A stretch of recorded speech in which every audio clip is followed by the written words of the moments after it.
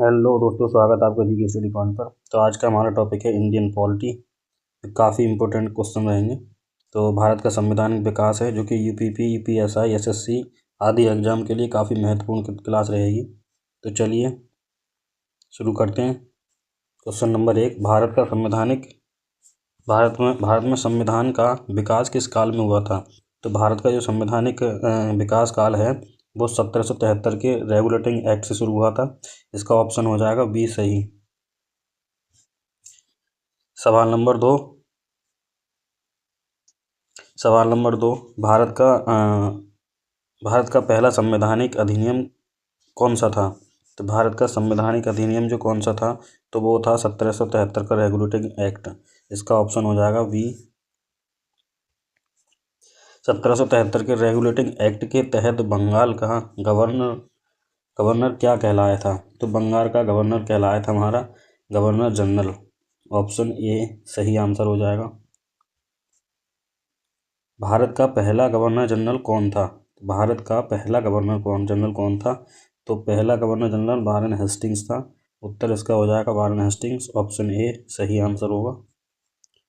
पिट्स India act पारित कब हुआ था? तो पिट्स इंडिया एक्ट हुआ था हमारा 1774 ईस्वी में। ऑप्शन नंबर 1784 ईस्वी में। Option number B. Pitt's India act के अनुसार भारत पर नियंत्रण किसे मिला था? तो पिट्स इंडिया एक्ट के अनुसार भारत पर नियंत्रण किसे मिला था? तो ये मिला था ब्रिटिश संसद को। ऑप्शन नंबर ए सही आंसर हो जाएगा। चार्टर एक्ट 1813 द्वारा क्या समाप्त किया गया था? तो ब्रिटिश व्यापार का एकाधिकार। ऑप्शन नंबर ए सही आंसर हो जाएगा। 1833 के चार्टर एक्टर से भारत में क्या स्थापित हुआ था? तो ये कानून आयोग का स्थापित किया गया था 1833 के अधिनियम द्वारा।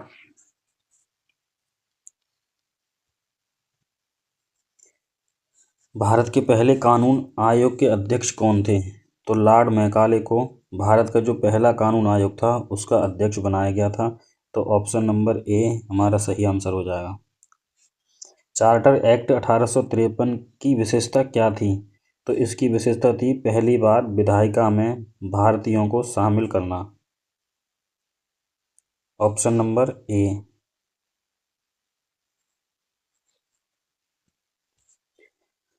1858 के भारत अधिनियम के अंतर्गत किसे भारत का शासन सौंपा गया था? तो ब्रिटिश क्राउन को। ऑप्शन नंबर बी सौंपा गया था।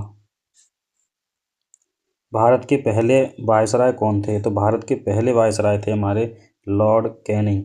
ऑप्शन नंबर सी सही आंसर हो जाएगा। 1861 का भारतीय परिषद अधिनियम किससे संबंधित था? तो 1861 का भारतीय परिषद अधिनियम विधायिका का स्तर से संबंधित था। तो ऑप्शन नंबर हमारा ए इसका सही आंसर होगा। क्वेश्चन नंबर 14, किस अधिनियम ने विधायिका में भारतीयों को प्रवेश दिया था? तो 1861 के अधिनियम द्वारा भारतीय परिषद अधिनियम को भारतीयों ने प्रवेश का वो दिया था। क्वेश्चन नंबर 15, 1892 के भारतीय परिषद अधिनियम के मुख्य उद्देश्य क्या था? तो इस अधिनियम का उद्देश्य था विधान परिषद में प्रतिनिधित्व करना।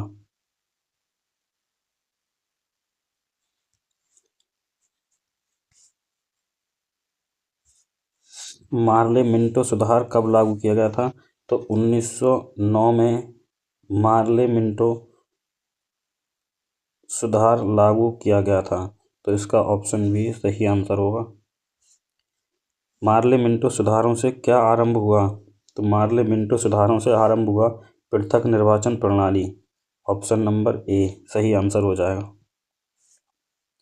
1919 का मॉन्टेग्यू चेम्सफोर्ड सुधार किसके लिए प्रसिद्ध था? तो ये था द्वैध शासन प्रणाली के लिए। तो ऑप्शन नंबर ए सही आंसर हो जाएगा। 1919 के अधिनियम से भारत में क्या प्रारंभ हुआ था? तो इसमें द्वैध शासन लागू हुआ था 1919 के अधिनियम से।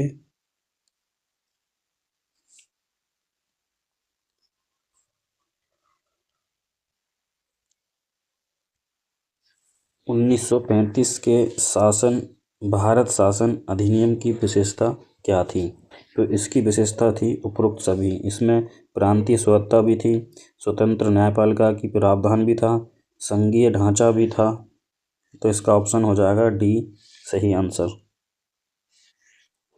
क्वेश्चन नंबर 21, भारत के 1935 के भारत शासन अधिनियम के अंतर्गत किसके लिए प्रावधान किया गया था? तो यह किया गया था भारतीय संघ के लिए। Option number A.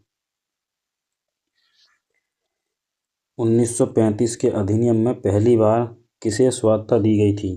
तो ये प्रांतों को सबसे पहले स्वायत्तता दी गई थी। Option number B.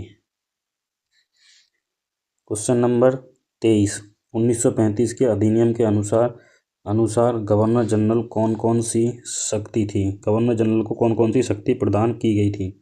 तो इसमें थी विवेकाधीन शक्ति। Option number B.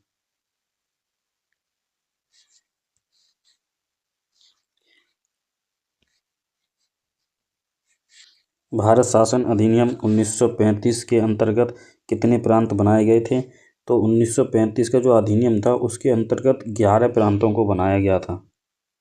तो ऑप्शन नंबर सी सही हो जाएगा इसका। भारत शासन अधिनियम 1935 के तहत किस प्रकार की सूचियां दी गई थीं? तो भारत शासन अधिनियम 1935 के अनुसार केंद्र, राज्य और संयुक्त सूचियां दी गई थीं। संघीय न्यायालय की स्थापना कब की गई थी? तो संघीय न्यायालय की स्थापना 1937 में की गई थी। इसका ऑप्शन हो जाएगा बी सही आंसर। भारत में संघीय न्यायालय का पहला मुख्य न्यायाधीश कौन था? तो सर मॉरिस गैविट जो थे। भारत में संघीय न्यायालय का पहला जो मुख्य न्यायाधीश थे वो थे सर मॉरिस गैविट।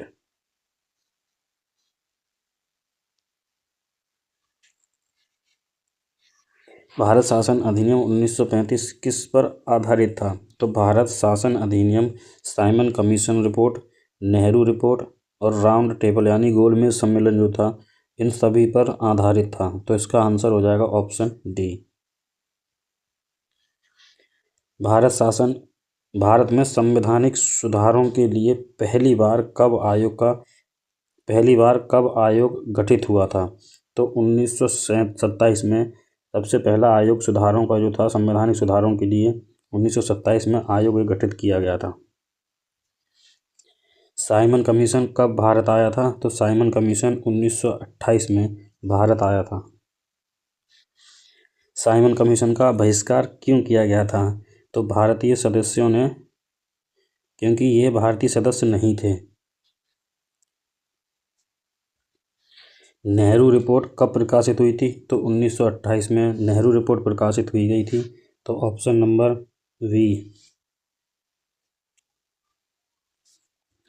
नेहरू रिपोर्ट का मुख्य उद्देश्य क्या था? तो नेहरू रिपोर्ट का मुख्य उद्देश्य भारत के लिए संविधान तैयार करना था, पृथक्करण निर्वाचन का विरोध करना था, स्वतंत्र भारत की मांग करना था। इसका सही आंसर हो जाएगा ऑप्शन डी सभी था। नेहरू रिपोर्ट ने किस प्रकार के शासन की सिफारिश की थी? तो नेहरू रिपोर्ट ने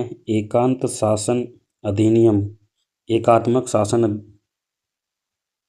की सिफारिश करी थी।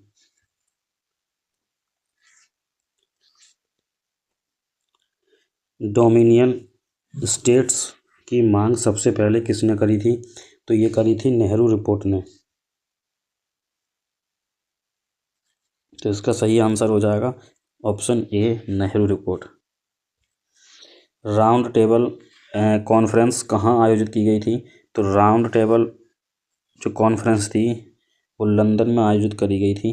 तो ऑप्शन नंबर ए इसका सही आंसर हो जाएगा। राउंड टेबल कॉन्फ्रेंस की अध्यक्षता किसने करी थी? तो राउंड टेबल कॉन्फ्रेंस की अध्यक्षता जो करी थी रामसे मैकडोनाल्ड ने। इसका ऑप्शन नंबर बी सही हो जाए। भारत में कुल कितनी राउंड टेबल कॉन्फ्रेंस हुई थी? तो भारत में कुल 3 राउंड कॉन्फ्रेंस हुई थी। कांग्रेस ने केवल किस राउंड टेबल कॉन्फ्रेंस में भाग लिया था? तो दूसरी वाली में इन्होंने भाग लिया था कांग्रेस ने। 1935 का कम्युनल अवार्ड किसने जारी किया था? तो ये रामसे मैकडोनाल्ड ने जारी किया था। कम्युनल अवार्ड किससे संबंधित था? तो ये था पृथक्करण निर्वाचन से। ऑप्शन नंबर ए इसका सही आंसर है। पूना समझौता 1932 में हुआ था। Option number B. पूना समझौता किन किन के बीच हुआ था? तो ये हुआ था गांधी जी और अंबेडकर के बीच। भारतीय राष्ट्रीय कांग्रेस की स्थापना कब हुई थी? तो 1885 ईस्वी में भारतीय राष्ट्रीय कांग्रेस की स्थापना की गई थी। कांग्रेस की स्थापना किसने करी थी? तो ए.ओ. ह्यूम ने कांग्रेस की स्थापना करी थी।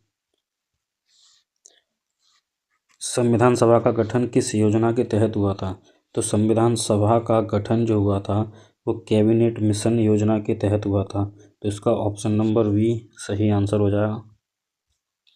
संविधान सभा का गठन कब हुआ था? तो संविधान सभा का गठन हुआ था हमारा 1946 में। Option number B.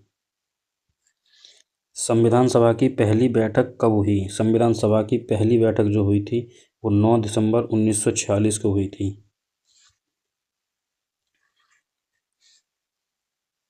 संविधान सभा की अध्यक्षता किसने करी थी? तो संविधान सभा की अध्यक्षता डॉक्टर राजेंद्र प्रसाद ने करी थी। इसका ऑप्शन नंबर बी सही आंसर हो जाएगा। संविधान सभा के प्रारंभिक अस्थायी अध्यक्ष कौन थे? सबसे पहले जो अध्यक्ष थे अस्थायी वो कौन थे? तो वो सच्चिदानंद सिन्हा थे। ऑप्शन नंबर इसका हो जाएगा ए सही आंसर। दोस्तों अगर आप वीडियो आपको सही लगी तो चैनल को सब्सक्राइब जरूर कर लो, वीडियो शेयर जरूर कर दें। Thank you. मिलते हैं नेक्स्ट वीडियो में।